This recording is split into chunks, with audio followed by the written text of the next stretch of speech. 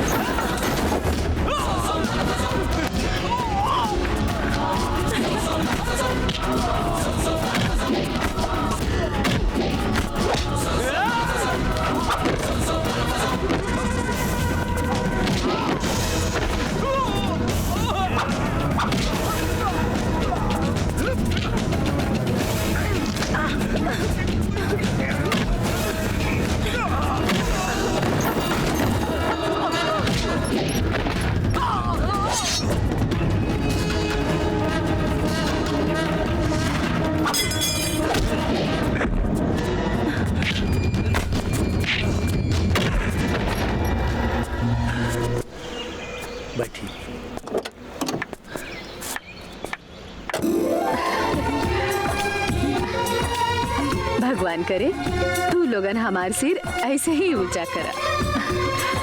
बबुआ आज तो हर बाबूजी की आत्मा जहाँ हुई ई देख के बहुत जुड़ा गयल हुई। भाई हम खियावा ना, तू तो खाली ओकरी के खियावा तानी बाबा खियावा तानी। इला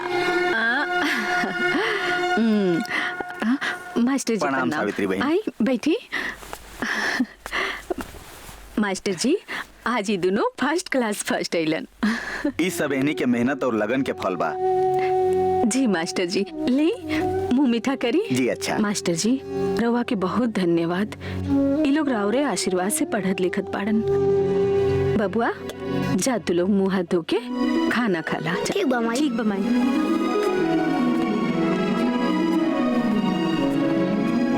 सावित्री बहन सुख दुख तो एक सिक्का के दो पहलू है। दुख के बादल केतनो गहरा होके उ छंट जाला और सुख के रोशनी अपने आप निकल जाला।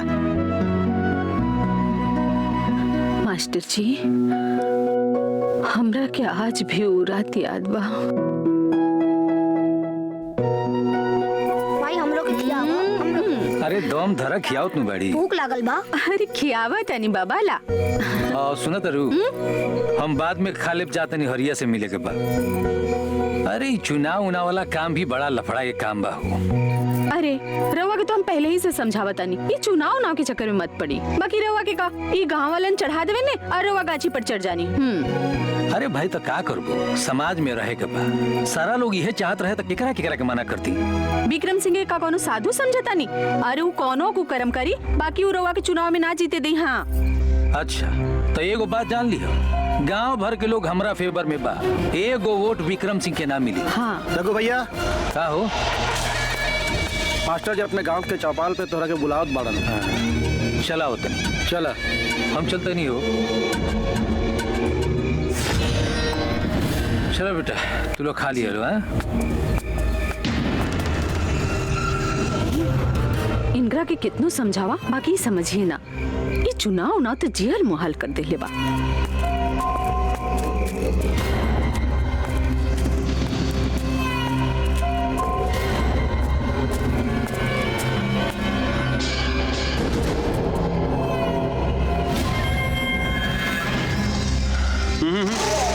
इधर उधर मत देखा हम बोलो लेवान। अच्छा तो तुहार साजिश रहला। हाँ तू धोखा से बोलौले रहला हमरा के ना। अरे रघुआ तो का करती रे तू विक्रम भाई के बात प्यार से सुने के तैयारे ना रहस तो का करती। तोरा के कितना बार विक्रम भाई समझैलन कि तू उनका खिलाफ मत लड़, लेकिन तू मनलस ना मनलस। चुनाव लड़ल हर जागरूक नागरिक के अधिकार होला। एमे हम कौन गलती कैले भाई? गलती कैले ना, बहुत बड़ गलती कैले। अब हमारे खिलाफ चुनाव में खड़ा हो गई, इससे बड़ गलती का? अच्छा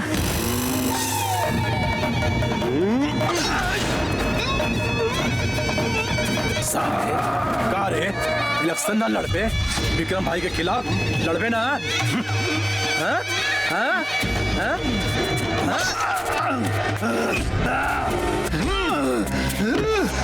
सावित्री सावित्री सावित्री का बचा सावित्री आई।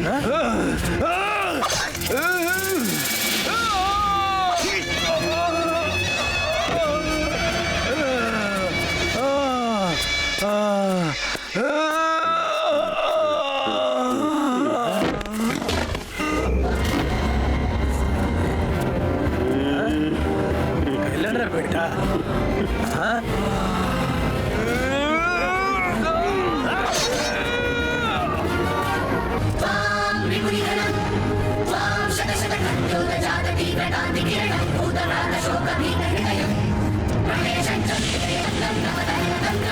भौजी भौजी का भेल नंदू बाबू, तू इतना घबरायल का है बड़ा और इतना हपत का बड़ा? रघु भैया के का भेल रघु भैया के? विक्रम सिंह और सूरज प्रताप सिंह दोनों मिलके रघु भैया के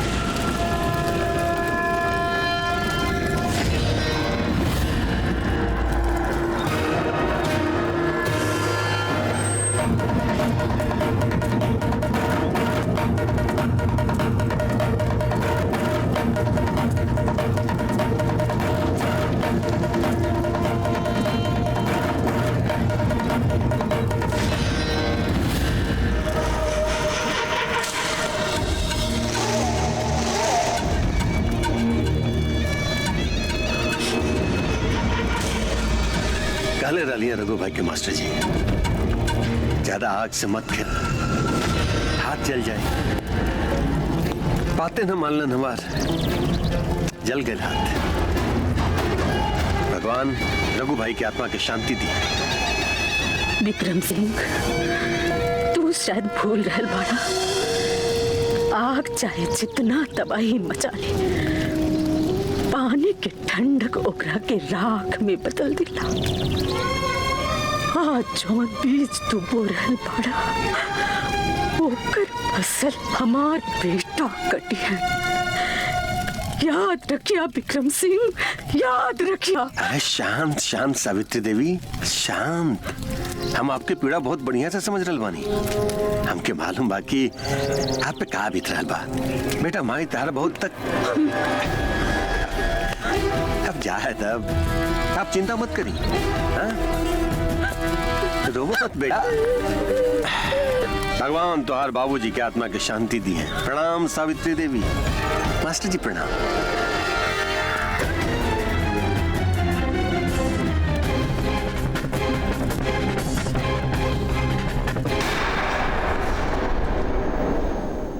सावित्री बहन, तोहार दुख के दिन अब ज्यादा दिन तक ना रही। वो दिन जल्दी आई कि तोहार दोनों बेटा अपना बाबूजी के मौत के बदला वो विक्रम सिंह से जरूर लिहन। थोड़ा धीरज रख, समय के इंतजार करा।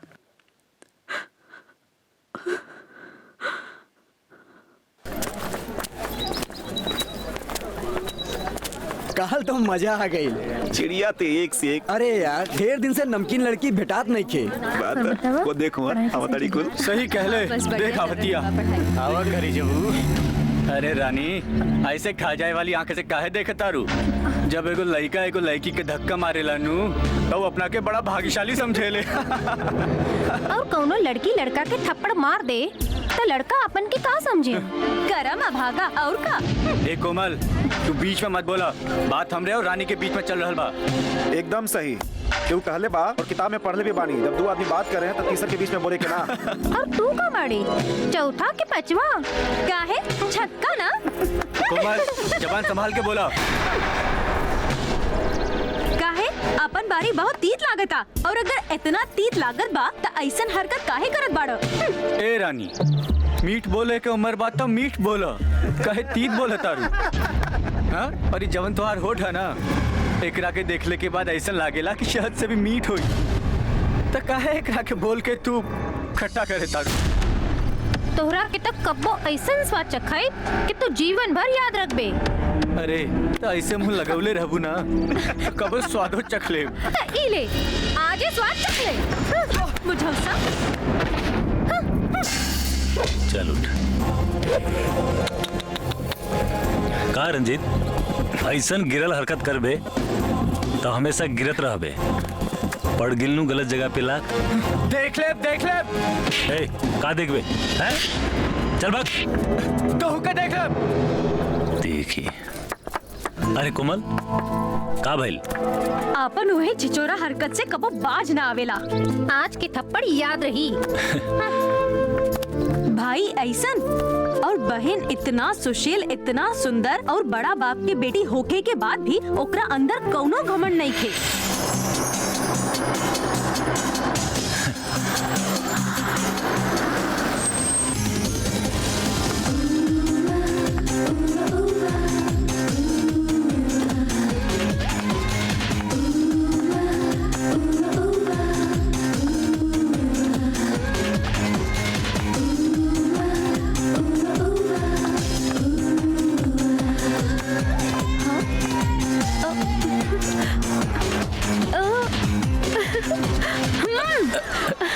कहाँ खो गए बाड़ा?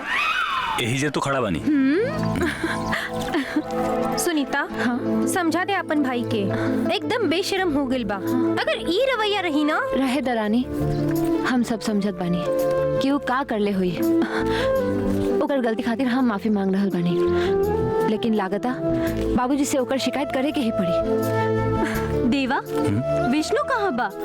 के भैया? अरे वो तो 1 घंटा पहले ही कॉलेज आ चुकल बड़े। 1 घंटा पहले? बाकी कहीं दिखत तो ना बाड़े। काहे? रोज देखे के जरूरी बा का? अरे विष्णु नाम भैला से भगवान थोड़े हो गए ले। अरे देवा, और केहू खातिर होके चाहे ना होके, इनकरे खातिर तो वो भगवान बैठेन। अच्छा। मामला इतना बढ़ गया बा, तो फिर जाके दर्शन कर ला। लेकिन कहाँ? अरे पढ़त हुई कहीं बैठ के एकांत में। अच्छा ठीक बा। ओके, बाय। हेलो। अरे कोमल, तू? ना, हमार भूत। सही में? ना, झूठ में। अब तो ठीक बा। का ठीक बा? 1 घंटा से तू यहाँ आइल बाड़ा, अगर हमके बता देता तो हमू आ जाती ना। तू आज ही तू तो काम के बढ़े दे तू। काहे? हम तोहरे हाथ से किताब छीन लेती का? किताब नहीं छीन ले तू, बाकी किताब तो अपने आप हाथ से छूट जाए। देखा जिससे भी छूट रहा बा। देखा विष्णु, सब कॉलेज में पढ़े आवेला, बाकी हम तोहके देखे आइला, बस तोहके देखे। अहि दादा, ई हाल बात तो पढ़ाई का हुई हो। सब पढ़ाई तो शादी के बाद पढ़ा दिया हमके। नजदीक बा। हाय रमेश। हाय कोमल। हाय। हाय विष्णु। का हाल बा? बड़ा दिन बाद दिखाई देता रहा, कहीं गई रहा का? हाँ, तनी तबीयत खराब हो गई रहे, अब ठीक बा। मजे में? हाँ बिल्कुल मजा में बानी। ओ कोमल, एग्जाम सर पे आ गइल बा, तैयारी हो गइल? हाँ हाँ, तैयारी पूरा हो गइल बा। एग्जाम देवे के या लेवे के? तैयारी दोनों की चल रहल बा, जवन हो जाए। हाँ हेलो। हाँ, हम आवत हई। अच्छा, केकर फोन रहे? अब क्लासरूम में मुलाकात हुई, हम चलत हई। चलो। एगो तुहार भाई देवा बा, जे सुनीता से इतना प्यार करेला, और एगो तू बाड़ा जे प्यार के नाम से भागत फिरला। देवा, कॉलेज की पढ़ाई खत्म होके वाला बा, आज तू तो जानते बारा, एक बार पढ़ाई खत्म हो जाए तो बाबूजी हमारी शादी करवा दी है। तब बियाह कर लिया। हाँ? अरे इमे खराबी का बा? देवा, हमेशा मजाक अच्छा ना लागेला। अरे हम मजाक कहाँ कर रहल बानी? अरे हम तो ये कह रहल बानी कि माई बाबूजी के बात मान के बियाह कर लो। केकरा से? हमरा से, सिर्फ हमरा से। सच? अरे भगवान तोहरा के सिर्फ हमरा खातिर बनौले बड़े। सावित्री बहन, पूरा गांव के लोगन के इच्छा बा कि यह बार मुखिया के चुनाव तू लड़ा। हाँ भाई, हाँ। हाँ माई, गांव वालन के साथ साथे हमनियों के भी इच्छा बा कि ई चुनाव तू लड़ा। बाकी बेटा हम। सावित्री बहन, एकरा से अच्छा मौका ना मिली। सावित्री बहन जैसन अच्छा उम्मीदवार के हो सकेला। तोहार पुरान बदला चुकावे के मौका आ गइल बा। आखिर रावण राज खत्म तक करही के पड़ी। माई, जब पूरा गांव कहता तो तू हाँ कह दे। तू जीत जीवी माई, सभी बदलाव चाहता। हाँ कर द सावित्री बहन।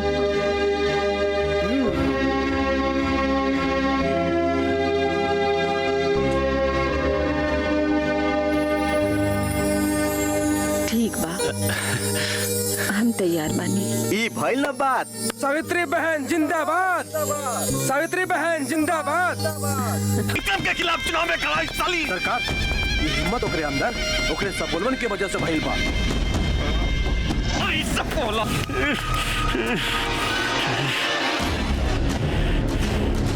लगता कि पहले वाला इतिहास फिर से दोहरावे की पड़ी है। हम इस सोच के परेशान बनी कि उस साली के मन में ही बात आयल कैसे कि वो हमरा खिलाफ चुनाव लड़ी। हमरा खिलाफ चुनाव लड़ी। हमरा 20 साल के जीत के हार में बदल दी साली। छोट मुंह बर्बाद सरकार, अब वही के माहौल पहले से बहुत बदल गई बा। यही से अब इतिहास दोहरावे के समय नहीं के। ऐसा करे से गांव वालों के दिल में रउआ के खिलाफ बगावत बढ़ जाई। चुनाव लड़े के खातिर चुनावी हकंडा अपनावे के पड़ी।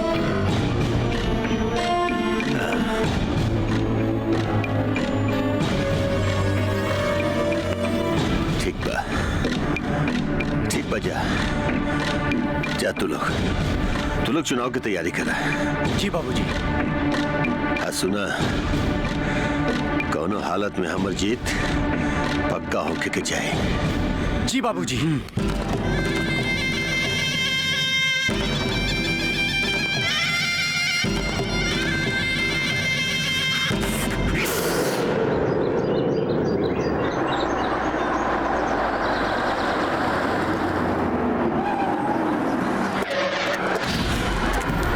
विक्रम भैया, विक्रम भैया, विक्रम भैया, विक्रम भैया, विक्रम भैया, विक्रम भैया, विक्रम भैया, विक्रम भैया, विक्रम भैया। प्रणाम प्रणाम विक्रम बाबू, वहीं बैठी। हाईली फॉर्म कलम दिल जाओ। हाँ। विक्रम बाबू, ऊपर से आदेश आइल बा कि इस साल कोनो तरह के गुंडाई न चली। थोड़ा सा ध्यान दे विक्रम बाबू। अरे आप बिल्कुल चिंता न करें, हुए जे विक्रम रचिता का। सावित्री देवी जिंदाबाद, सावित्री देवी जिंदाबाद, सावित्री देवी जिंदाबाद, सावित्री देवी जिंदाबाद, सावित्री देवी जिंदाबाद, सावित्री देवी जिंदाबाद, सावित्री देवी जिंदाबाद, सावित्री देवी जिंदाबाद, सावित्री देवी जिंदाबाद, सावित्री देवी जिंदाबाद, सावित्री देवी जिंदाबाद, सावित्री देवी जिंदाबाद, सावित्री देवी जिंदाबाद, सावित्री देवी जिंदाबाद।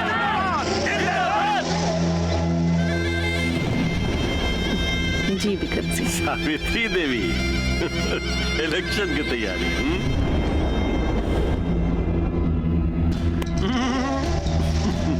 बधाई हो, बधाई हो, बहुत बधाई हो।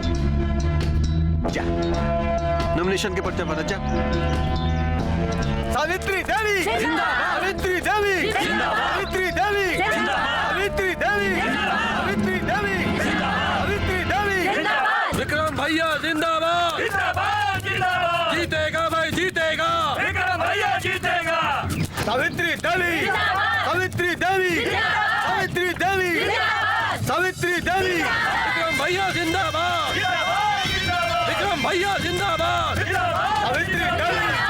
सावित्री देवी सावित्री देवी जीतेगा भाई जीतेगा विक्रम भैया जीतेगा जीतेगा भाई जीतेगा विक्रम भैया जीतेगा सावित्री देवी सावित्री देवी सावित्री देवी विक्रम भैया जिंदाबाद विक्रम भैया जिंदाबाद चल हट हट चल चल चल पहचान चल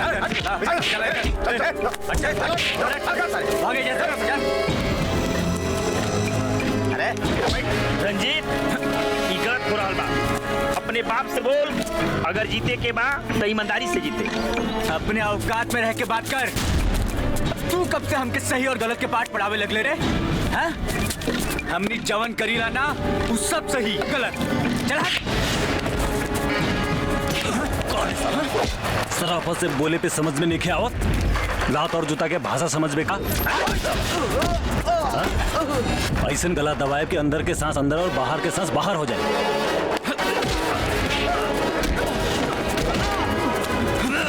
विष्णु भैया आओ वोट डाला।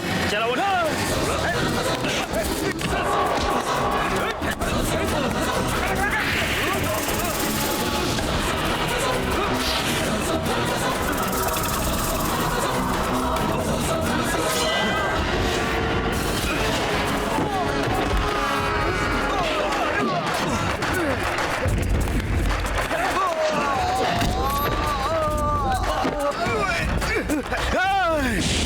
चुनाव के रिजल्ट आवे दे ओकरा बाद तो आके देख ले।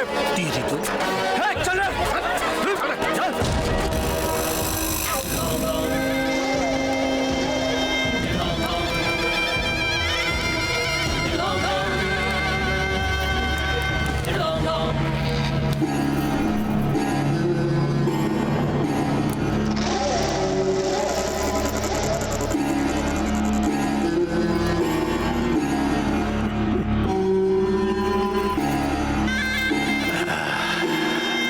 ठीक ही कहल जाला, जब आदमी के सर पे मौत मंडराए लागेला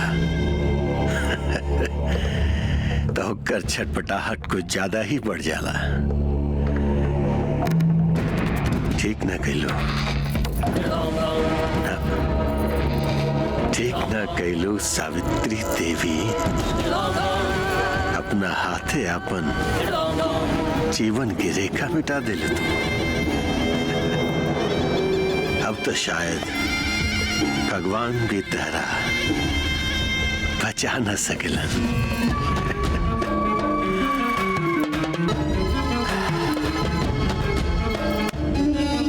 अरे कहवा जात बानी?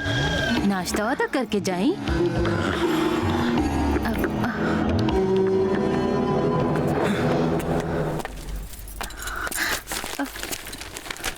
विक्रम सिंह सावित्री देवी से पराजित का भइल बिटिया? कुछ ना माई, बाबूजी इलेक्शन हार गइलन का ऐसे गुस्से में बाहर निकल गइलन।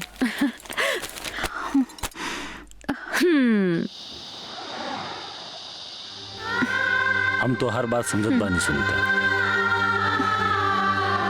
बाकी हमू तो उसे कम प्यार ना करेला। तू भी हमरा बात समझे के कोशिश कर। अरे तोहार बाबूजी हमार प्यार के कब्बो स्वीकार ना करी है।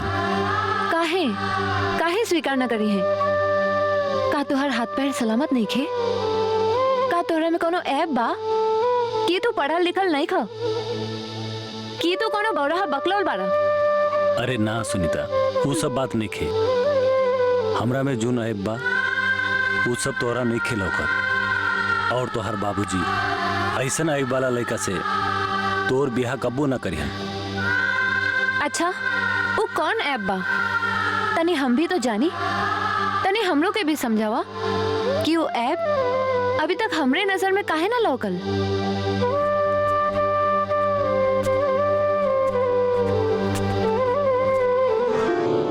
हमार गरीबी। का तोहर गरीबी?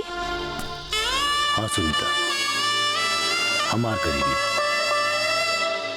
हमरे गरीबी के साथे तोहार बाबूजी हमरा के अपन दामाद के रूप में कबो स्वीकार ना करिया। लेकिन बिल्कुल सही। आदमी के अपन औकात कबो ना भुलाए के चाहिए। हमें इस बात के खुशी बा कि देवा अपने औकात में रह के बात कर रहा बा। और बाकी दीदी तोरा के 2 कौड़ी के आदमी से ब्याह करे के लालसा कब से जागेल बा? रंजीत, चिल्लाए के कवनो जरूरत नहीं खे। अब ही हम बाबूजी से चल के बता देत बानी कि तोहरा के 2 कौड़ी के लंगूर से प्यार हो गईल बा। ओकरे बाद खुदे अपने तोरे ब्याह के मुहूर्त निकाल दी है। और इस साले देवा की तो ऐसन बारात निकली वो तो सबे देखी। रंजीत, अपन बकवास बंद करो और चुपचाप घरे जाओ। हम वही जाके तुमसे बात करब। ठीक बा, जात बानी।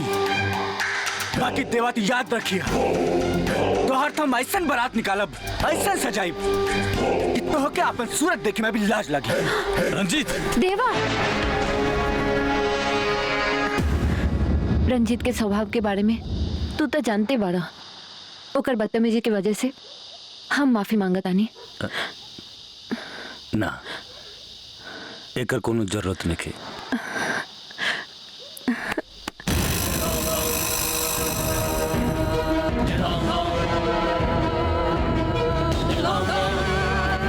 सुनीता, कहाँ से आवत पड़ो?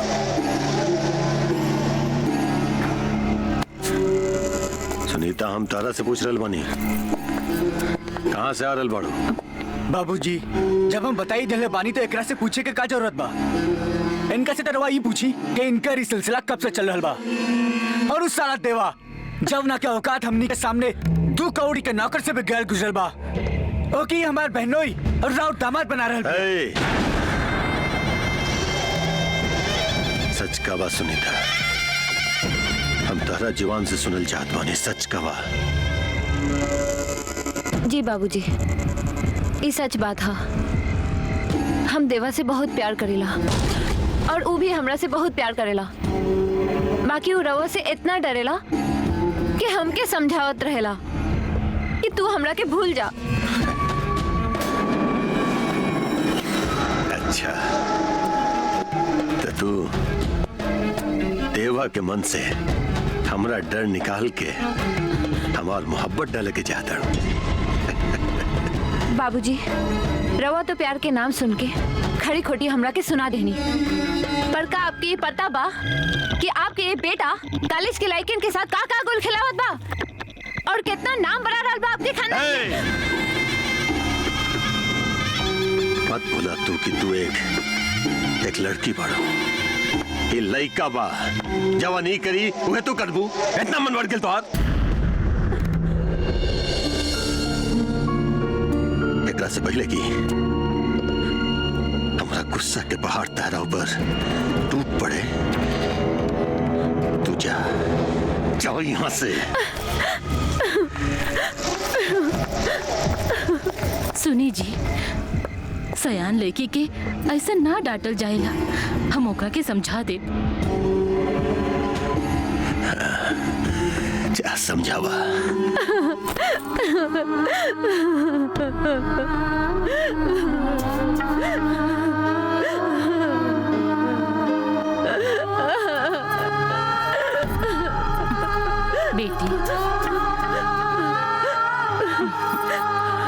बेटी, तू अपन बाबूजी के स्वभाव जानत बाड़ू, फिर ऐसा काहे करत बाड़ू? काहे माई, का खराबी बा देवा में? लेकिन तो हर बाबूजी ये रिश्ता के मंजूरी कब्बो ना दिहन। तो हम उनकर बेटी हई माई, और आज हम तोरा के वचन देता नहीं, अगर हमार मांग में केहू सिंदूर डाली तो वो देवा ही हुई।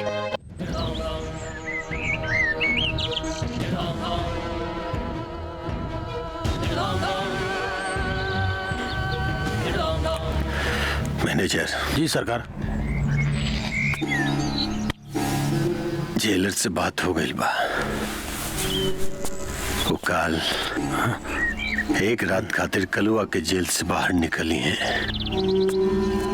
बस समझ ला कि दोनों भाई की मौत कल निश्चित बा।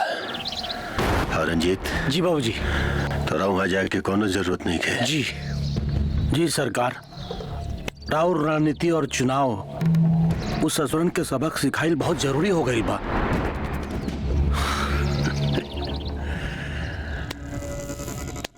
मैनेजर, बस एक ही बार में दोनों हरामजादा के मौत के घाट उतार दे, तब पता चली कि सांप के बिल में हाथ डाले के नतीजा का होला। एकर मतलब देवा की जान खतरा में बा, लेकिन हम ऐसा ना होके देब। देवा जी माई, हमरा के ये समझ में ना आइल, ई विक्रम सिंह की बेटी होली के दिन यहाँ कहाँ आइल रहे और तोहरा से इतना चिपक चिपक रंग काहे खेलत रहे? अरे माई वो देवा से चपक चपक के गाने नहीं गावत रहे, वो देवा से प्यार भी करेले। ना माई ना, अरे भैया तो ऐसे कहत रहेलन। अरे वो साथे कॉलेज में पढ़े ले, पढ़े से कहीं प्यार हो जाला का भैया? बताई का माई से? चाय पिए भैया, हमार चाय रखल बा। हाँ हाँ। देवा, अरे सुनीता, इतना रात के तू यहाँ? देवा, एगो बहुत जरूरी मैसेज देवे के रहे। अरे इतना रात के का जरूरी मैसेज रहे? तू चुप रहा बेटी, तू बैठा। जी माँ जी। देवा, एगो बहुत बुरा खबर बा। काहे? का भेल? हमार इलेक्शन जीते से कहीं तोहर बाप अस्पताल तो ना पहुँच गए? ना। अरे माई, ई का कर रहल बाड़ू? माँ जी, कहे और सुने के समय नहीं खे। देवा के जान खतरा में बा। अभी अभी हम बाबूजी के मुंह से सुननी हा कि वो देवा और विष्णु के मरवावे खातिर एगो खतरनाक आदमी के बुला रहल बारन, जे अभी जेल में बंद बा। का नाम है ओकर? नाम हम बड़ा भर से सुननी ना। अच्छा माँ जी, अब हम चलत आनी। देवा, तू अपन ख्याल रखिए हा, प्लीज। अच्छा बेटी, तू जा।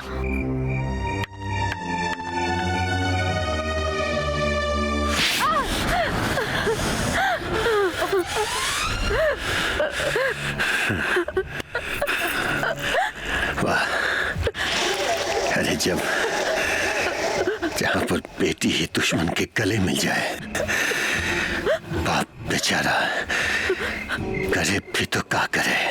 कैसे बदला ले अपन दुश्मन से, कैसे बदला ले? लेकिन बेटी एक बात सुन ले, तार बाप ना इतना कमजोर भी नहीं के कि अपन बेटी के मुंह में अपन दुश्मन के गले लगा ले।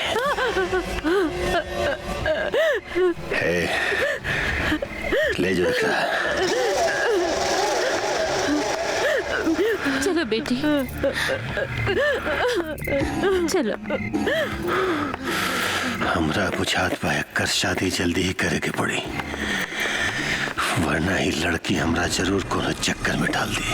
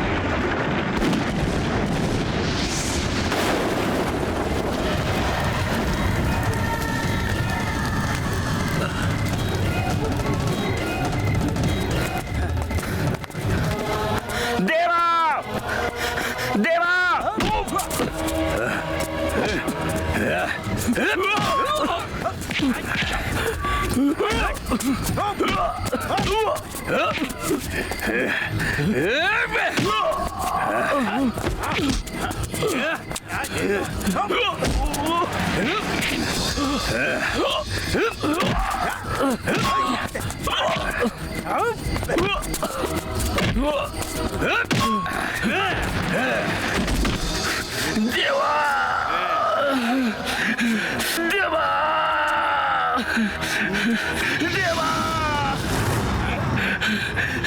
देवा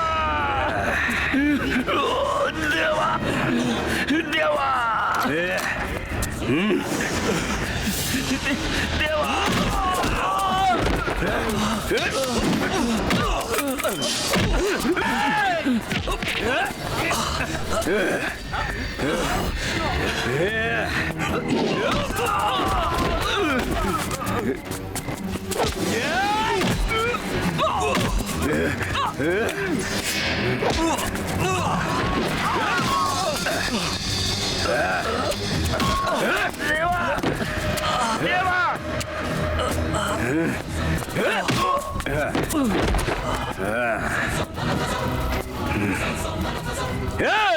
उठा के नदी में फेंक दे साले के।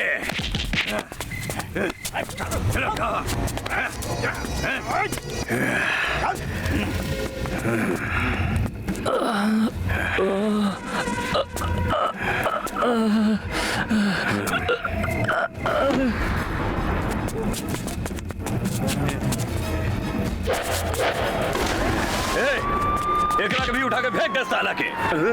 पुलिस पकड़ा साला सबके पकड़ा।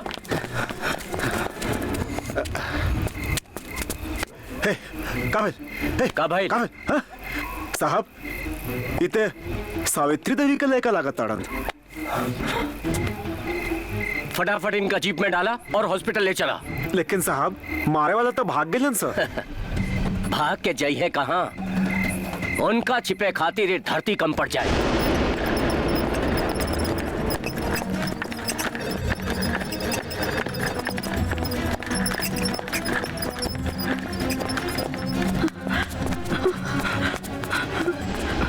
इंस्पेक्टर साहब भीतर के बा हमार बड़ बेटा, ये हमार छोट बेटा। आपके बड़ बेटा विष्णु और हमार छोट बेटा कहाँ बा? हमने जब वहां पहुंचनी तो उस सब इनका के जान से मारत रहलन सब।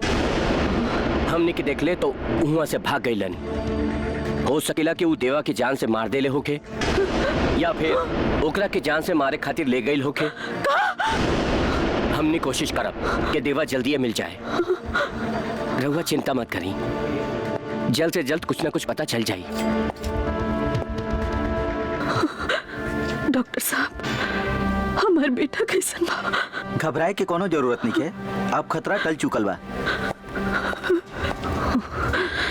इंस्पेक्टर साहब कुछ भी हो जाए हमार बेटा के ढूंढ निकाली। सावित्री देवी रहुआ निश्चिंत रही।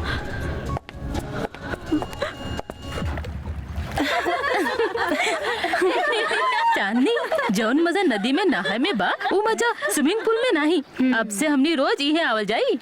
हाँ यही खातिर तो हम तू लोगन के एहिजा लेकर आइल बानी। चांदनी हाँ वो देखा का आ रहल बा। ई के ह?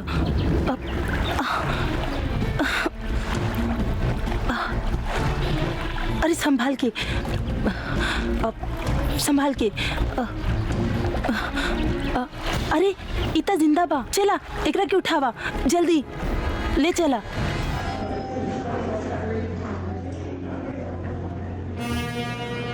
का रहुआ हमला करे वाले के पहचाना तनी?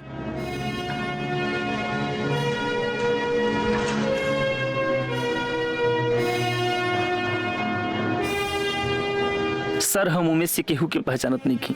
केहू से कौनों के पहले के दुश्मनी या केहू पे शक? इंस्पेक्टर साहब शक केकरा पे कइल जा सकेला? हमरा के तो पूरा विश्वास बाकी विष्णु और देवा पे हमला करवावे वाला विक्रम सिंह ही हुई। देखी बिना सबूत के एक तरह कोनो प्रतिष्ठित आदमी पे शक करे ठीक ना होगी। फिर भी हम अपना तरफ से पूरा कोशिश करब। इंस्पेक्टर साहब अभी ई थाना में रउआ नया आयल बानी, कुछ दिन में विक्रम सिंह की असलियत रउओ के पता चल जाई। ठीक बा सावित्री जी, यदि रहुआ ऐसा कहत बाड़िन तो पुलिस शक के आधार पे विक्रम सिंह से पूछताछ करी और अगर उनकर ई केस में हाथ भइल तो फिर रहुआ हमरा पे विश्वास रखी, उनकर गिरफ्तारी पक्का बा। चलो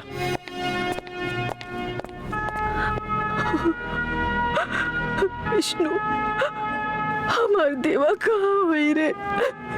माई, जब विष्णु जिंदा बा तो देवा भी जरूर जिंदा हुई।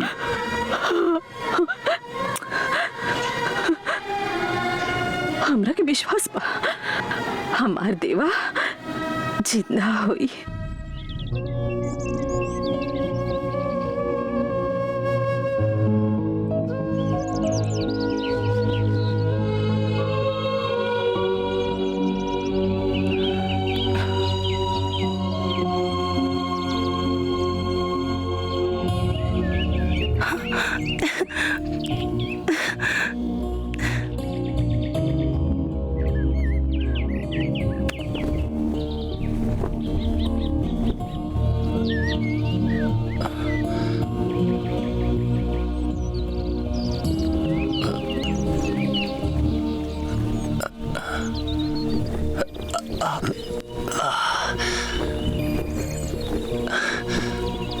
ये लीजिए, अब ये पूरी तरह से होश में आ गए हैं। अब आप बिल्कुल चिंता ना करें, आप जल्दी ठीक हो जाएंगे।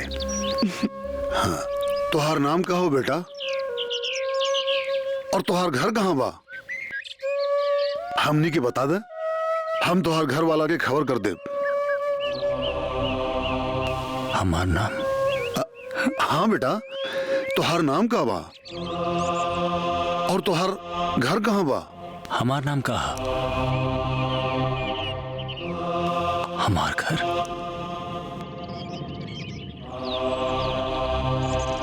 हमार घर कहाँ बा?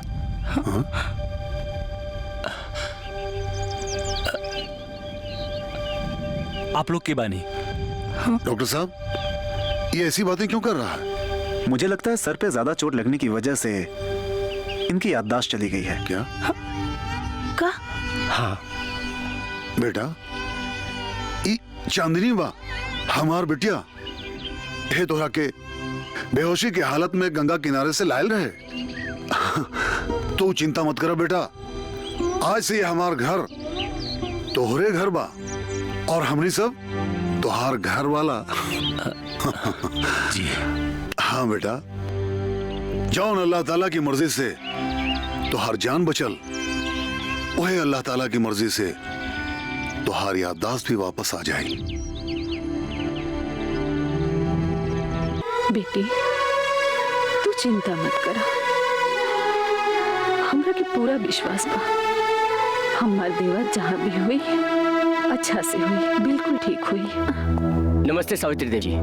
वो देखा इंस्पेक्टर साहब आ गए। आई इंस्पेक्टर साहब बैठी। आई इंस्पेक्टर साहब। नमस्ते इंस्पेक्टर साहब, देवा के कुछ पता चलल?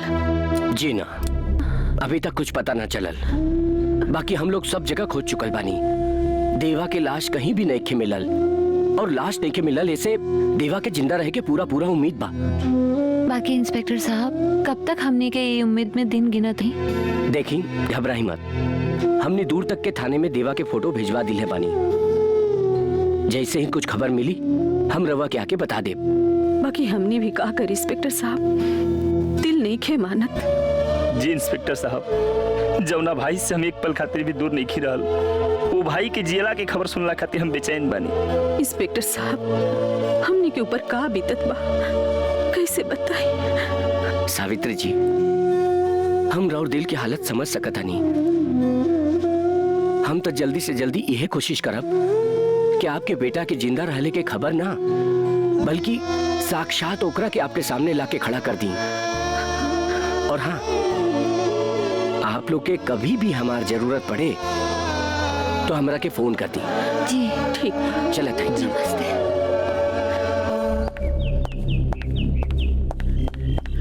अम्मा जी, हमार दिल बोला था कि हमार देवा जहाँ भी हुई ठीक हुई, और भगवान बहुत जल्द उनकरा के हमने के पास भेज दिए।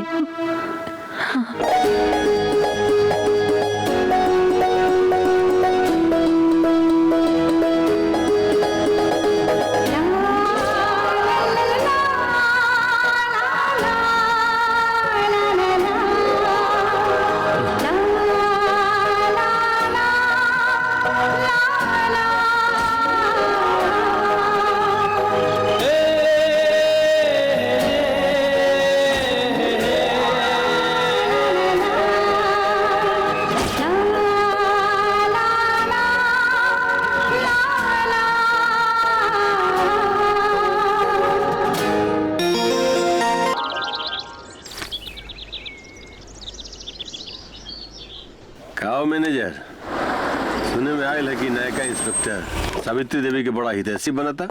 सरकार शैतान के नाम ले ली और शैतान हाजिर।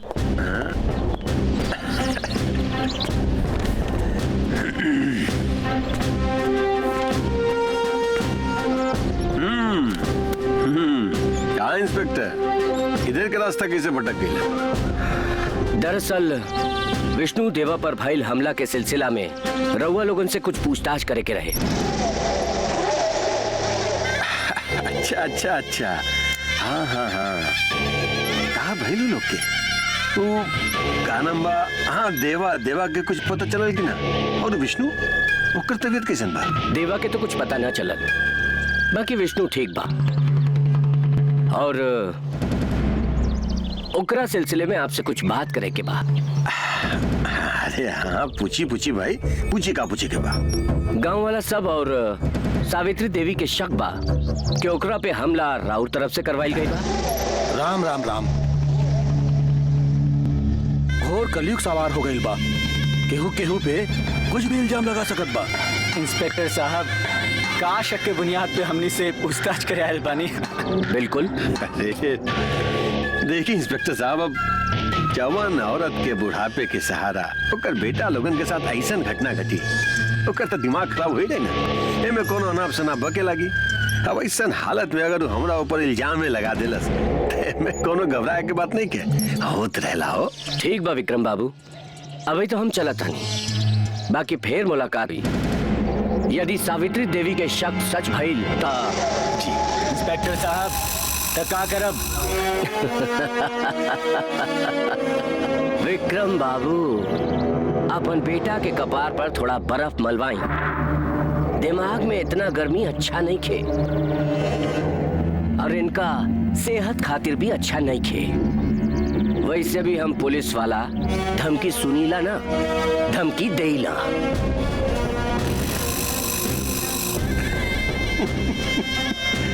चला इधर बैठ बैठ। अरे जब हम बानी तो तारा इतना टेंशन लेने की जरूरत नहीं है। जी बाबू, दिमाग ठंडा रख। चांदनी, शक्ल सूरत से लेकर संस्कारी लगा था। अपन यादाश्त खो जाए से ये अपन नाम पता सब कुछ भुला गई बा। काहे ना एगो एकर नाम रख दियल जाए। आज से एकर नाम राजा है। राजा, सुनो बेटा, आज से हमने तोहके राजा कह के बुलाई। ठीक बा। अच्छा तब बतावा का है तोहर नाम? राजा। देखनी डैडी, इनकरो भी इनकर नाम याद हो गई। राजा।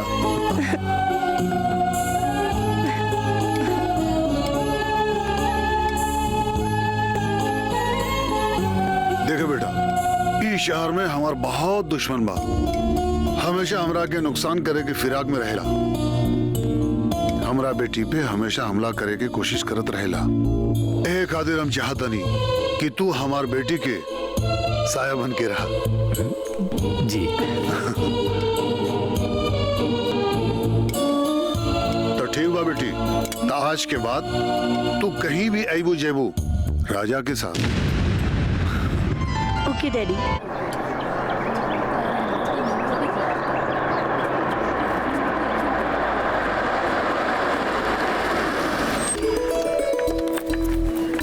हाय जाननी।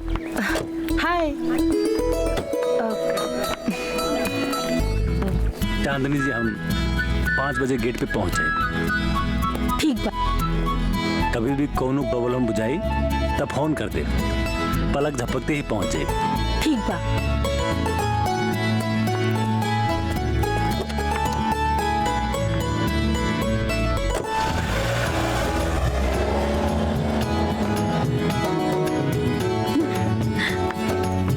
का चांदनी, बॉडीगार्ड रख ले लू का? अरे बॉडी बात तो बॉडीगार्ड रखे ही के पड़ी ना। चुप करा सब लोग, जब देखो बिना बात के बकर बकर करेलू। वो तो हमार बाबूजी कहले वाड़न कि हमरा पर कितना बार हमला हो चुकल बा। इहे खातिर जहाँ भी जाए के बा राजा के साथ जा। का राजा? What a sexy name. अच्छा, एकर नाम राजा बा? अब ये एकर असली नाम ना है। दरअसल ई अपन याददाश्त भुला गइल बा। अरे इ त बहुत बुरा भइल। बाकी जाए द, ये बहाने तोरा के एगो बॉडीगार्ड तो मिल गई। चुप करा सब लोग, अब चला क्लास में, देर होता। चला चला चला।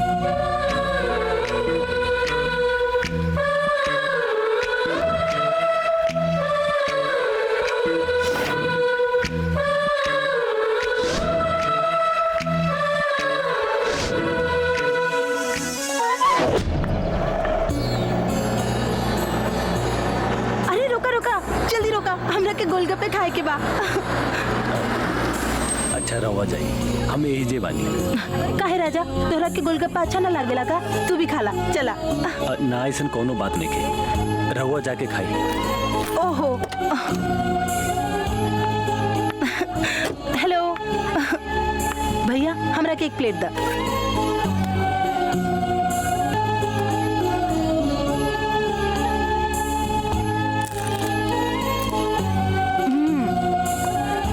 राजा, गोलगप्पा बहुत बढ़िया बा, आजा।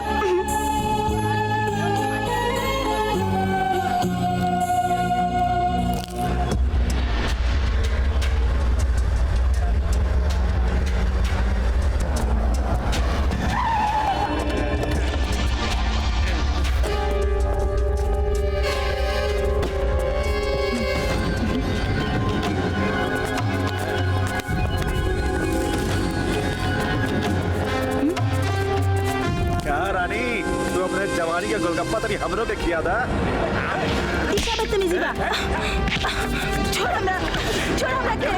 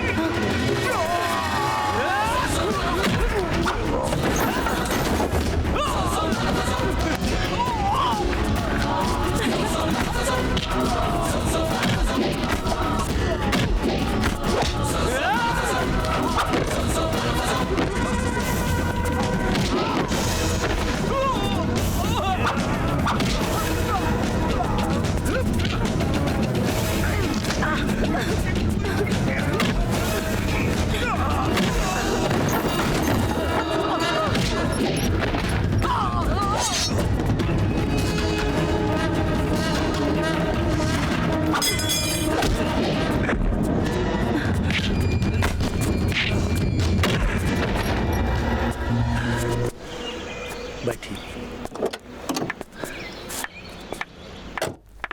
डैडी।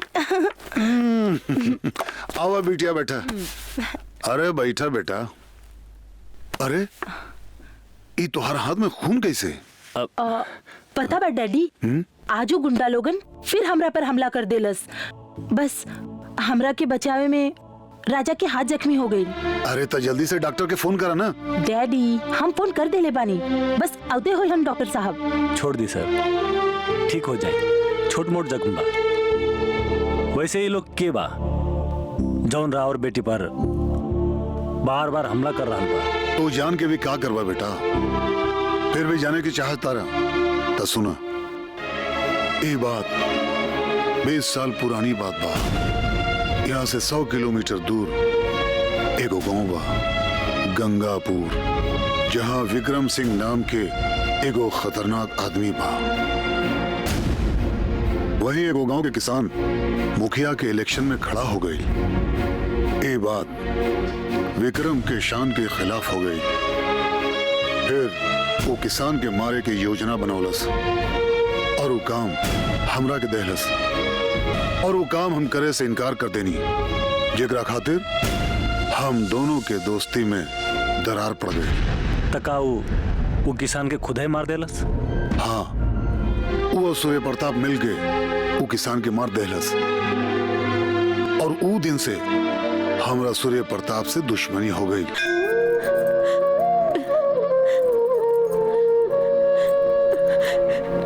भगवान हमार देवा जहाँ भी होके उनकरा के सलामत रखी। अगर उनकरा के कुछ हो जाए तो हम यह समझब कि आप पत्थर बानी और आप में कौनो शक्ति नहीं के। हमार देवा के जल्द से जल्द कोनो पता चल जाए भगवान, कोनो पता चल जाए। बेटी, हम एगो माई होके अपन मन के तसल्ली देत रहनी हमार बेटा जिंदा बा, पर आज तुम्हारी प्रेम और विश्वास देख के हमार विश्वास और बढ़ गई कि हमार देवा जिंदा बा। वो जहाँ भी हुई सुरक्षित हुई। भगवान ओकरा के सलामत रखी। तू का मंगला है पीर बाबा से? अपन बीतल कल और अपन पहिल का पहचान। अच्छा, हमरा खातिर कुछ ना मंगला है? पहले आप बताएं, हमरा खातिर का मंगनी है? अब हम तोहरा खातिर तोहार पसंद की दुल्हन मंगनी है। हमरे खातिर दुल्हन, और वो भी हमार पसंद के?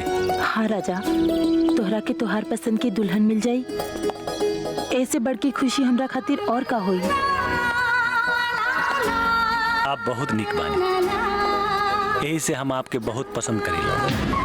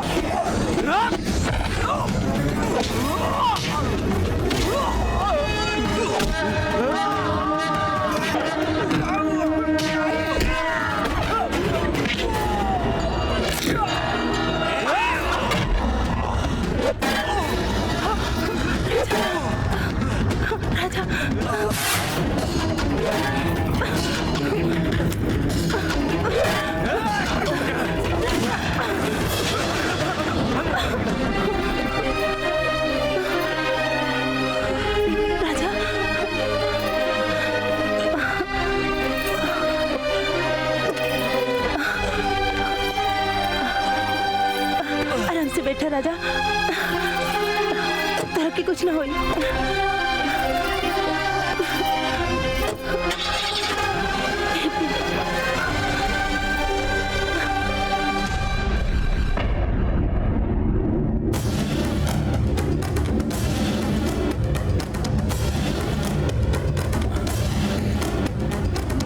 हम यहाँ कैसे आ गई और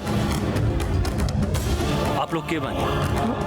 राजा, राजा हम तोहरा से बात करत बानी।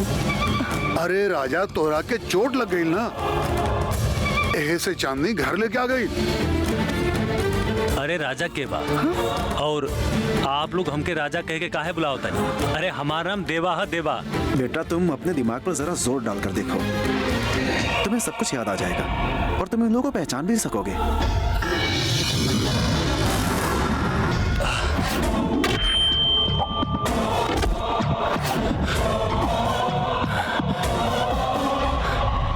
ना डॉक्टर साहब, हमके तो बस इतना याद बा कि कुछ गुंडा लोग हमरे और हमरे भाई और हमके उठा के नदी में फेंक दिया। डॉक्टर साहब देखिए ना, राजा की क्या हो गई? कुछ नहीं बेटा, जो होता है अच्छा होता है। राजा की याददाश्त वापस आ गई। बाकी डॉक्टर साहब, हमारा नाम राजा ना देवा है और ये हमारे याददाश्त के का भइल बा? तुम्हारा नाम देवा हो सकता है पर ये लोग तुम्हें राजा के नाम से जानते हैं। जब गुंडे लोग तुम्हें नदी में फेंक दिए थे तो तुम बेहोशी की हालत में चांदनी को मिले और चांदनी तुम्हें लेकर यहाँ आ गई। ये चांदनी के पिता खान साहब हैं। और जब तुम यहाँ आए तो तुम्हारी याददाश्त पूरी जा चुकी थी। तुम्हें अपना नाम पता कुछ भी याद नहीं था। ऐसे ये लोग तुम्हें अपने घर लेकर आ गए। तुम्हारा नाम इन लोगों ने पहचान के लिए राजा रख दिया। आज चांदनी पर कुछ लोगों ने हमला किया। तुमने उसे बचाने की कोशिश की और चोट तुम्हारे सर पर लग गई, जिससे तुम्हारी याददाश्त वापस आ गई। हाँ बेटा, बाकी तू अपन गांव के नाम बता दे, हम तोहरा के तोहार गांव भिजवा दे। हमार गांव के नाम गापुर है। गंगापुर बा? हाँ, और हमारे पिताजी के नाम रघु यादव है। जी अब ई दुनिया में नहीं खन। तब तो तोहार माता जी के नाम सावित्री देवी हुई। जी, बाकी आपके ये सब कैसे पता बा? वो गांव में हमारे एक पुराना दोस्त बा, जे आज हमार दुश्मन बन गई बा, विक्रम सिंह। हमरा आज भी वो रात याद बा।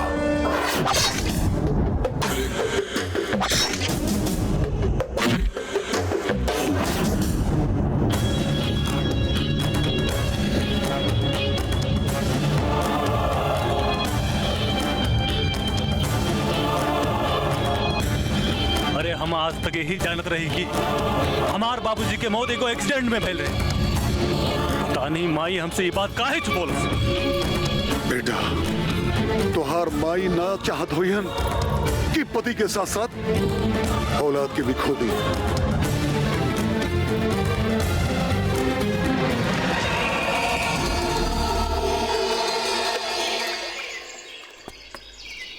राजा, हम तोहरा से कैसे कही कि जब से तू राजा बनके हमार जिंदगी में आइला, हमरा जिंदगी में खुशियां ही खुशियां आ गई। पता ही ना चलल कि हम कब तोहरा के अपन दिल लेनी। ना चांदनी, ऐसन मत कहा। आपके हमार जिंदगी पर बहुत एहसान बा। आप हमरा के बचौले ना रहती तो शायद आज हम इस दुनिया में ना रहती। हमरो जिंदगी में कोई बा और वो हमरा से बहुत प्यार करेला। कोनो बात नहीं खे राजा, हम तोहरा प्यार के बीच में कबो ना आए। और वैसे भी तोहरा पर पहला हक ओकर बा। तोहरा साथ बितवले वो अनमोल पल के हम अपन जीवन के सबसे अनमोल पल बना के जिंदगी भर अपन साथ रखब।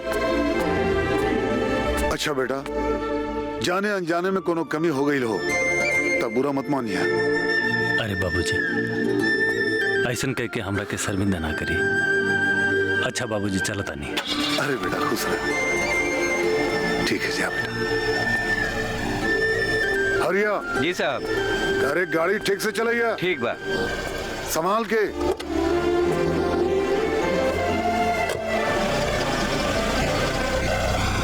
चला बेटा।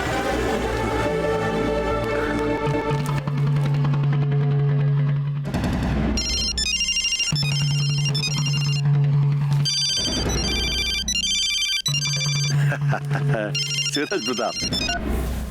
हाँ बोलो सूरज प्रताप बाबू, का हाल बा? अरे हाल चाल ठीक नहीं है, समझला। तोरा खातिर एक बड़ा मनुष्य खबर बा। रघुआ के छोटका बेटा देवा जिंदाबाद, समझला कि ना? का? हाँ सुनो, अब सोचे समझे का समय नहीं के, समझला कि ना तू? अरे बकवास बंद करे यार, क्या बकवास करने लगलो तू? विक्रम सिंह, हम जो कह रहल बानी ना एकदम 100% सच बा। ऐसे कब्बो न हो सकेला भाई। ये बात हमरो कहाँ पता रहे कि वो देवा ही है। अरे वही रघुआ के बेटा जेकरा के तू मार के नदी में फेंकवा देले रहा और समझले रहा कि वो मर गइल बा। वो ससुरा मरल नहीं खे, वो खान के आजकल बॉडीगार्ड बनल बा। ओकरा लागत सब कुछ पता चल गइल बा और वो अपन गांव खातिर निकल गइल बा।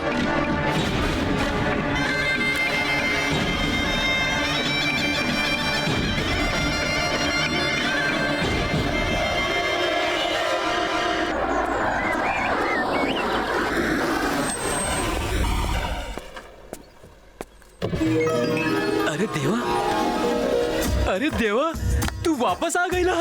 देवा वापस आ गई ना। चाची चाची एगो बहुत बड़ खुशखबरी बा चाची। तब बोल ना कौन खुशखबरी बा? अरे हमरे देवा भाई आ गई ले चाची, आ गई ले।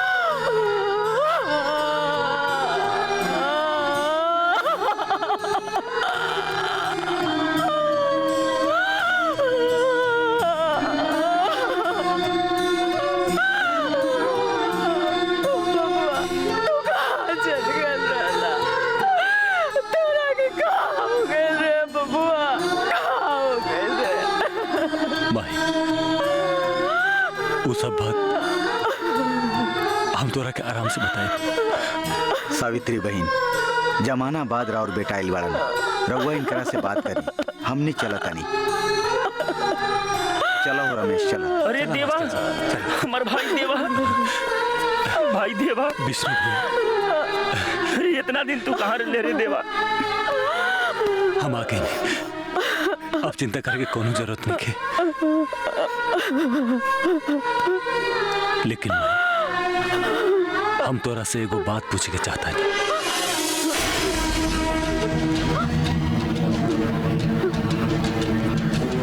हमार बाबूजी के मौत कैसे भइल रहे?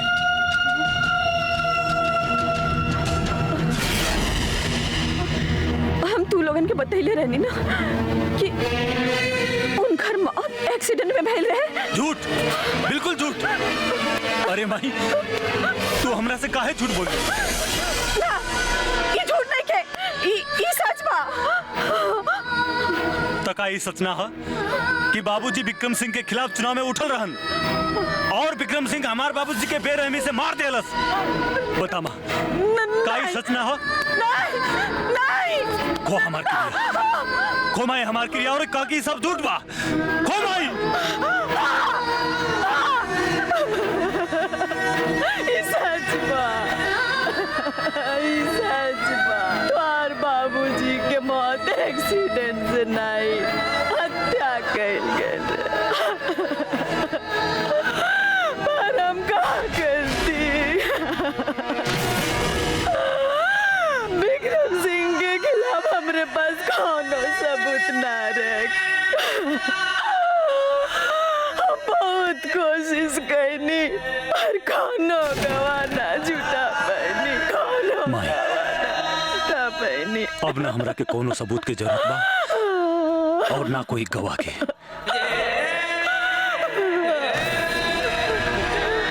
विक्रम सिंह के सजा मिले, जरूर मिले। जौन हमार बेकसूर बाबूजी के बेरहमी से मार देलस। हाँ भाई, ओकरा सजा जरूर मिले। हाँ भाई। का भइल जी? सूर्य प्रताप सुनीता से अपन लेगा के सगाई करे से इनकार कर देली का? चाचा जी एगो बुरा खबर बा। देवा जिंदा बा और वो घरे आ गइल बा। बकवास बंद कर। आगे खुशखबरी सुनावे कि जिंदाबाद हमें सब पता बा। देवा जिंदा बा।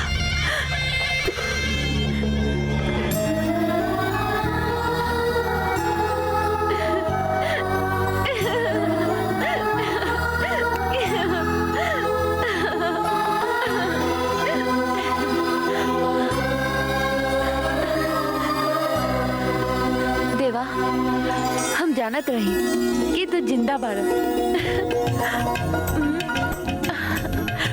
बाकी हमरे बात पर केहू विश्वास ही ना करत रहे। हमरे बात पर केहू के विश्वास रहे तो सिर्फ तोहरे माई के। देवा तो के कुछ हो जाए तो हम कैसे जीती? तू तने कभी आवे में देर कर देता तब पता ना तुम्हारी सुनीता जिंदा भी मिलित की ना। बस अब फटाफट डोली में हमरा के बिठा के यहाँ से ले चला।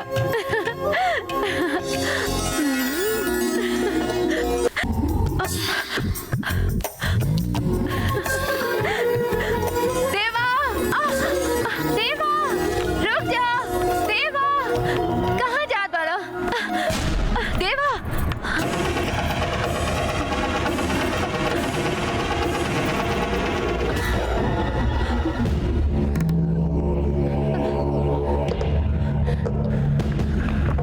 वाह वाह बेटा, पूरा लाज शर्म सब तो पोछ के चाट के बाड़ो। इतना बेहाया पे उतर गई लो।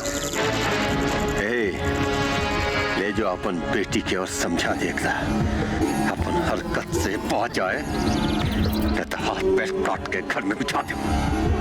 जिंदगी भर अपाहिज बन के घर में सड़त रही। चलो जाएगा। चलो चलो बेटी चलो।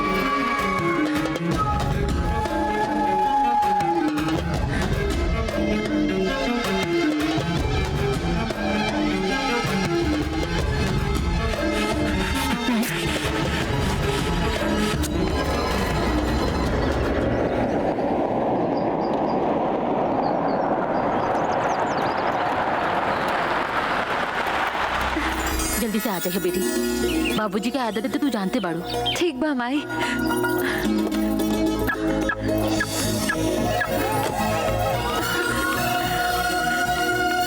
देवा,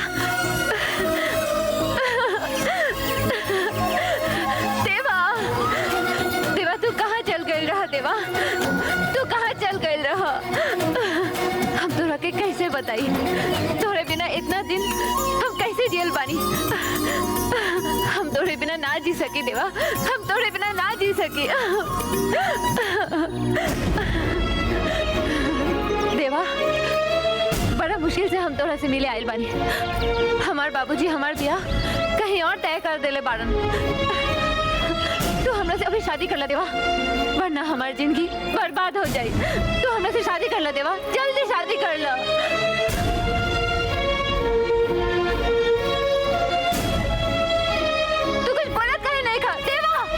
बोली हम? अरे का बोली हम सुनीता? जौन आदमी हमार माई के मांग के सिंदूर मिटा देले होके, अरे ओकरा बेटी के मांग हम सिंदूर से कैसे भरी? का मुंह दिखाए हम अपने माई से, अपने बाप के आत्मा से, और का मुंह दिखाए हम अपने आप से? देवा इसे तू का कह रहा बाड़ा? हमको समझ ली ना। तू समझ के का करबू? तू समझ के भी का करबू सुनीता? तोर बाबूजी हम दोनों भाई पर हमला करो ले, वो कोनो नई बात नहीं के। ये दुश्मनी 20 साल से बा, 20 साल से। तोहार बाबूजी 20 साल पहले हमारे बाबूजी के मौत के घाट उतार रहे उनकर खिलाफ चुनाव लड़े खातिर तैयार हो गए। ऐसा ना हो सकेला देवा, तोहरा जरूर कोनो गलत फहमी भइल बा। काहे? तोरा विश्वास नहीं खेला कि तोहार बाबूजी ऐसा कर सकेलन? अरे तू ही तो वो दिन आके कहत रहो कि तोहार बाबूजी हमनी पर हमला करवाए के प्लान करत रहन। जब ये बात सच हो सकेला तो वो बात काहे सच ना हो सकेला? बाकी देवा, बाकी कुछ ना। दादा के अपन बाबूजी से पूछो, ये बात सच बाकी नहीं। और हाँ, एक बात सुना, ये बात अपन दिमाग से निकाल दा। हम तोरा से प्यार। ऐसा मत कह देवा, हम तोरे बिना ना जी सकी। तो दादा के मरो, लेकिन हम तोरा से शादी ना कर सकी। जा। आखिर काहे देवा? ये लड़के के का कसूर बा? हाँ, ये है ना कि ये एगो पापी की बेटी बिया? अरे हम पूछे चाहता नहीं, ये कहा के दस्तूर बा कि बाप के कैल के सजा बेटी की मिले? लेकिन माई बेटी तू जा, हम देवा के समझावता नहीं। देवा तू बिहा करबा और डंके के चोट पर करबा। अब हमहू देखे चाहता नहीं एकर प्यार के जीत होत बा या एकर बाप के जीत के।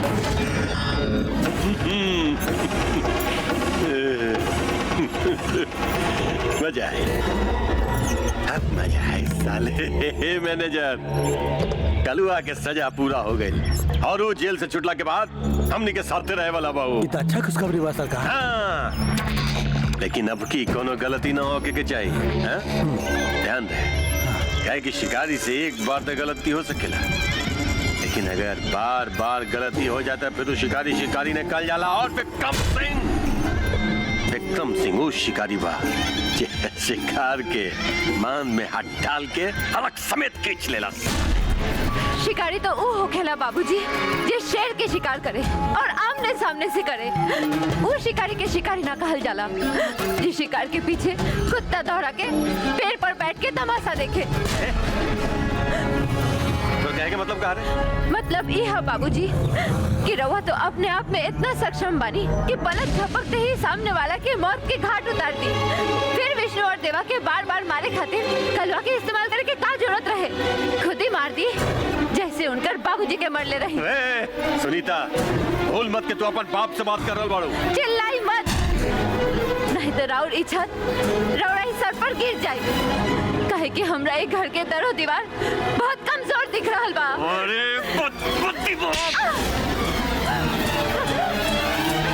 मारी बाबूजी और मारी जितना चाहे मारी, लेकिन ऐसे राउर सच्चाई ना छिपा जाए। कहे कि हम जान चुकल बानी कि हम एगो ऐसे इंसान के बेटी है जे जल्लाद बा और कुछ भी कर सकेला। जो जाके घर में बंद रहा और आज के बाद तोहर बाहर कदम निकला ना टंगड़ी काट के रख दे। काल सूरज प्रताप के बेटा से तोहर मंगनी बा और मंगनी हो के नहीं।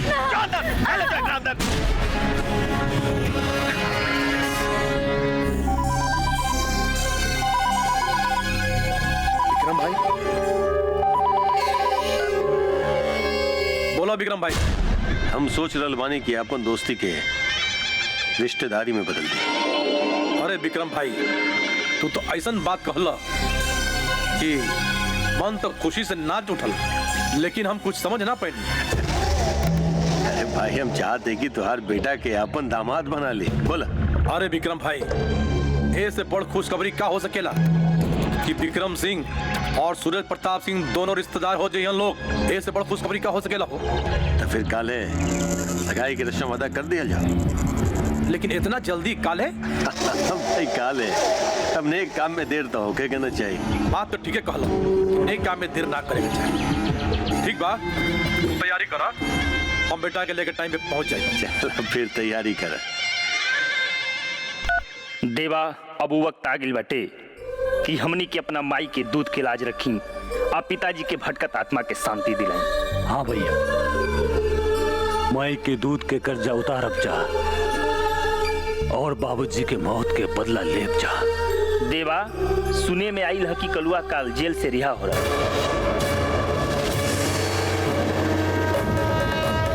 देर तक कलवा से काल जरूर मिलेगी पड़ी।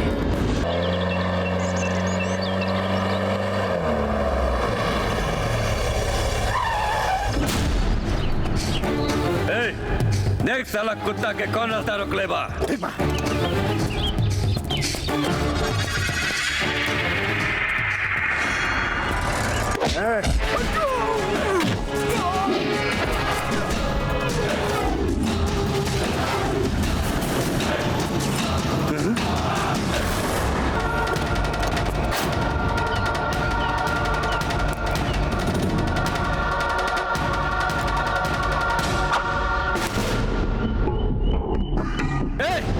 जाके मार साला के।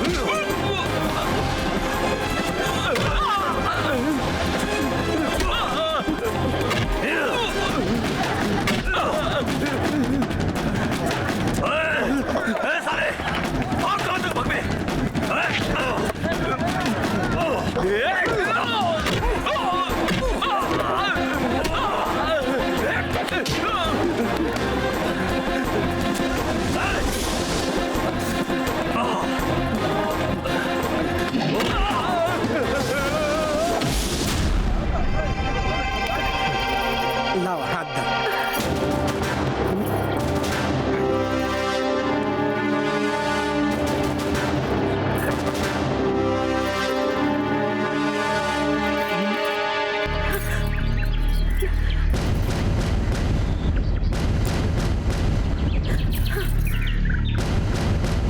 अरे तू सूरज प्रताप के बेटा हवे, पकड़ के डाल मुट्ठी।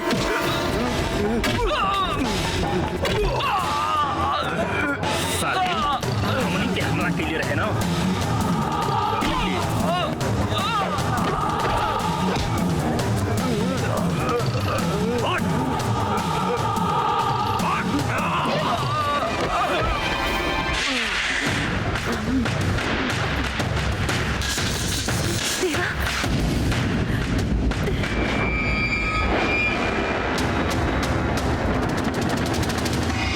ए ठाकुर, इला तोर पालतू कुत्ता, एकरा के ते बड़ा शेर समझत रहले ना। देख देख एकर पतलून कैसे गिला हो गइल बा। हे देवा, ई का मजा करे के ई एकरा इजा काहे लल बड़े तू? कमाल बा ठाकुर साहब, हम तो सुनले रही कि गिरगिट ही आपन रंग बदले खातिर जानल जाला, पर अब बुझाता कि तोरा नाम भी वही जाति के साथ जोड़े। ठाकुर, ई तोहार कलुआ बा कलुआ, जेके भेज के हमनी के ऊपर हमला करौले रहा। ई अपना जुबान से स्वीकार भी कीले बा। देवा, बोल के ठाकुर साहब के कहले पर ही तो हमने पर हमला कैले रहे। और तनी आपन थोबड़ा साहब के अच्छी तरह दिखावा, कहा है कि साहब के पहचाने में दिक्कत हो रहा बा। हे देवा, शायद तू लोग भुला गिल बाड़े, शेर के मान में घुस के ओकरा के ललकारे के नतीजा का होला। हाँ? हमार एक पंजा के वार से ना तो दोनों भाई के अतड़ी बाहर आ जाए साले। सियार आपन बिल के शेर का मात समझ ले, और कुत्ता अपने पंजा के शेर का पंजा समझ ले। तो फिर हंसे हंसा वाली बात उधर ठाकुर, हमरा समझ से शिकारी वो होला ये अपने शिकार की चिंता करेला। काहे कि कबो कबो छोट शिकार भी शिकार के मात दे जाला। अच्छा बात। देवा, शायद तू लोग के मतारी तो दोनों भाई के तोहर बाप के मौत के कहानी ने के सुनोले। अगर सुनोले रहित ना तो तू शेर के दांत गिने के कब्बो कोशिश ना करते। वाह बाबूजी वाह, सुन ले बानी बाप अपने औलाद खातिर का ना करेला। बाकी एगो रउआ बानी जे अपने स्वार्थ के खातिर अपनी बेटी की खुशी के गला घोट देनी। इतने नहीं, राउर अंदर के इंसानियत भी मर चुकल बा। एक तो हमरे खुशी के गला घोट के हमार सगाई करा रहल बानी, ओकरे ऊपर ई कलवा के बार बार विष्णु और देवा के मरवावे खातिर भेज देनी। आखिर काहे? हम पूछे बानी ऐसे आपके का मिली ई झूठी सानो शौकत। हमरा इंसानियत के पाठ पढ़ावे के कोनो जरूरत नहीं के। हमरा कब कहां का करे के बा अच्छी तरह से मालूम है। ए रंजीत समझाई पगली के यार। ए चुप। विक्रम भाई, लगा था कि 20 साल पहले की कहानी फिर से दोहरावे के पड़ी। हमरो एक जगह साले उन्हें होई। अरे 20 साल पहले अगर तोर बाप के साथ साथ तो दोनों भाई का भी मार देले रहती ना तो साले आज के दिन देखे के नौबत ना आई। लेकिन अभी कुछ ना भी चलवा। अरे बेटा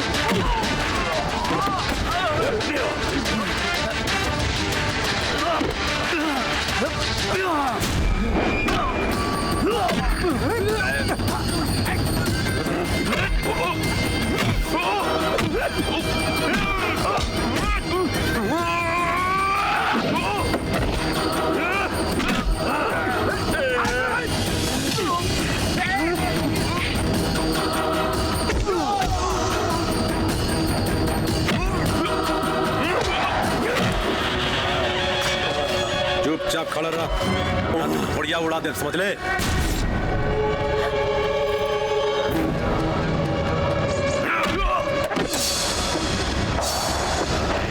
रामी के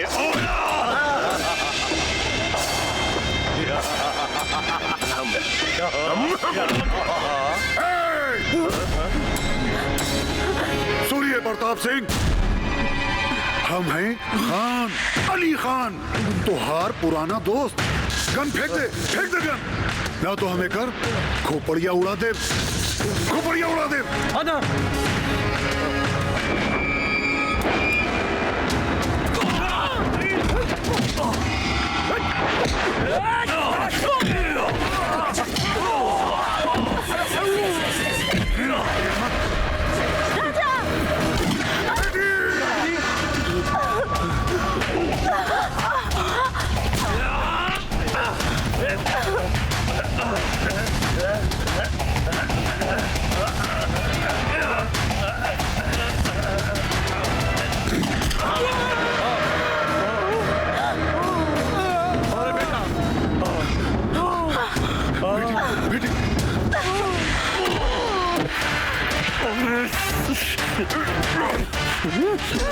बेटा, अरे बेटा, अरे बेटा, अरे बेटा कहाँ हो गए?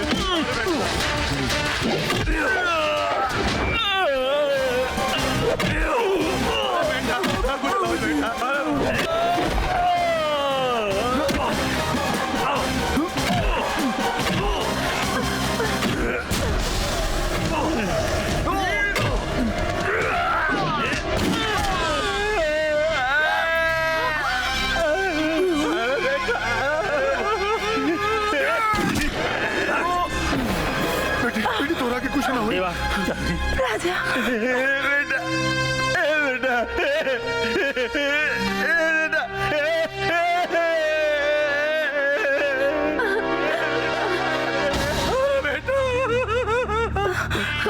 डैडी, हमरा के माफ कर दिया डैडी। हम राजा से बहुत प्यार करेनी डैडी। हमरा के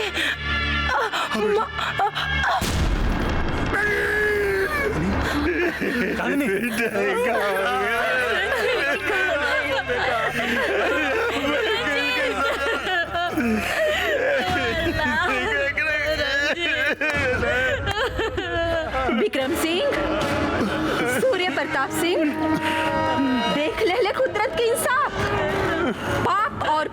के फैसला यही धरती पर होला। जे जैसन बोएला ओइसने काटेला। तू हमार निर्दोष पति के मरले रहे और भगवान तू लोगन के हाथे तोर बेटा के मरवा देहलन। देख ले कुदरत की इंसाफ।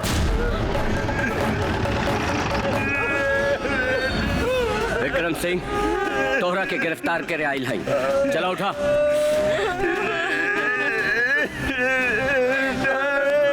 इंस्पेक्टर साहब रुक जाइए। ई पापी के 1 मिनट खातिर मोहलत दे दें।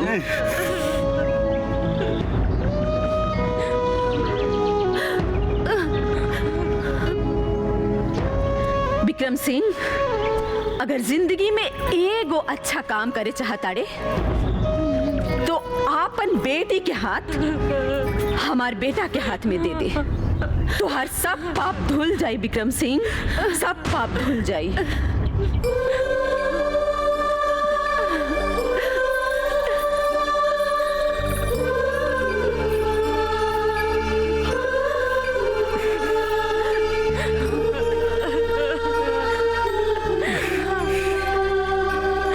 एक बेटी मर गई तो का भाई, हमार दूसरा बेटी जिंदा भी है। हमार पूरा आशीर्वाद एक साथ बा, पूरा आशीर्वाद बा।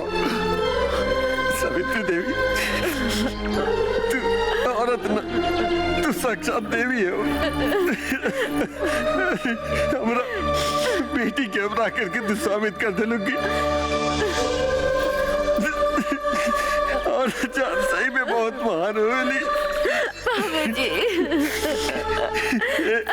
ए बेटा माफ कर दे बेटा हमके।